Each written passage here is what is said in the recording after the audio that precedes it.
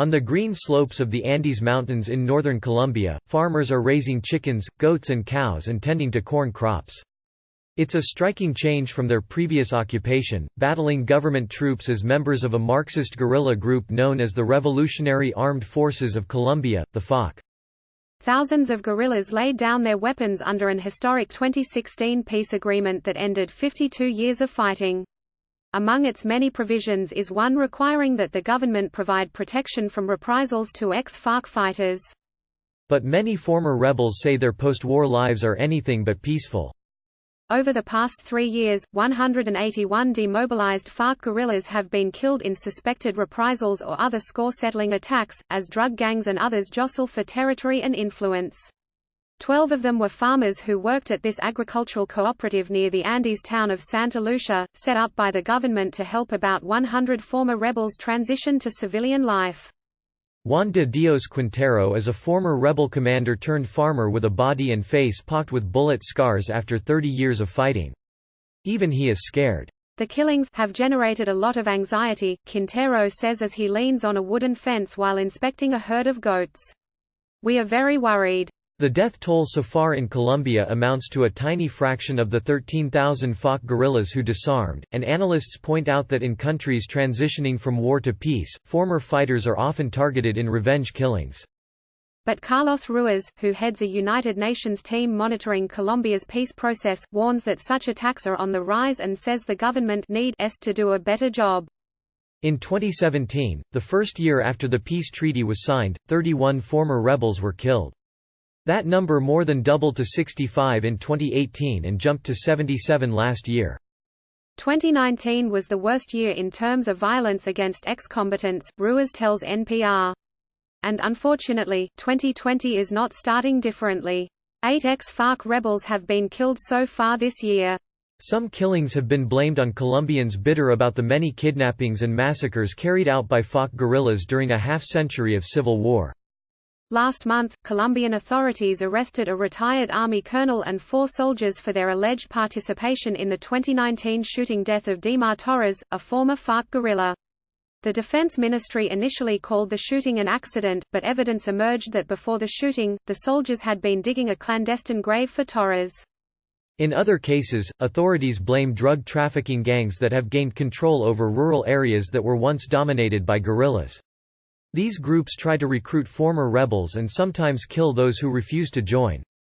There are old scores to settle. There is competition for territorial control. There may be refusals to be recruited, said Adam Isakson, an analyst at the Washington office on Latin America think tank. The killings don't really follow a pattern, except that they happen in places strategic for the drug trade. Maria Victoria Llorente, who heads the Bogotá-based Ideas for Peace Foundation think tank, says since the peace treaty was signed, Colombian army and police have provided only a token presence in former war zones where former guerrillas have resettled. Security, she says, is deteriorating. Divisions among the former guerrillas are also driving the violence.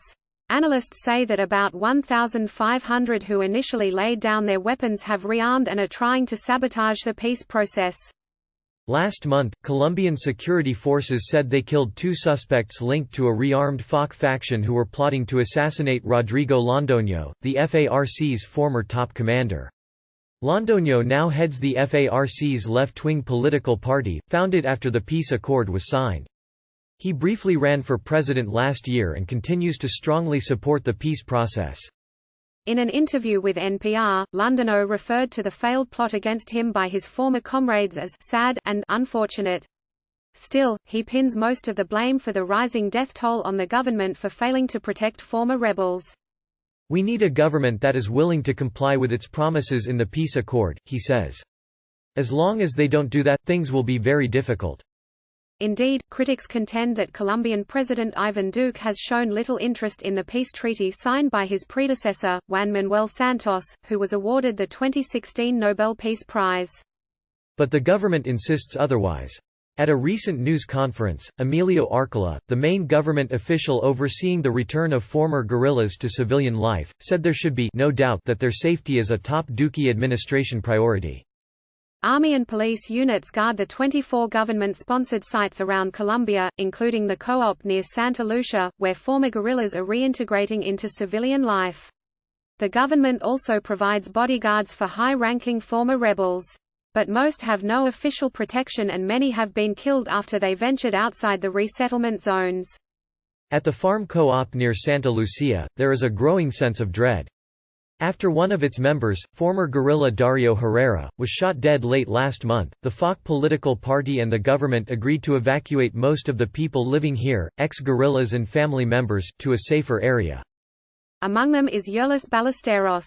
After spending 18 years as a FARC guerrilla fighter, she has been raising her 2 children at the co-op. Now she's anxious to get out. "It's really tough for our family to go to bed at night," she says, fearing that some armed group could come after us.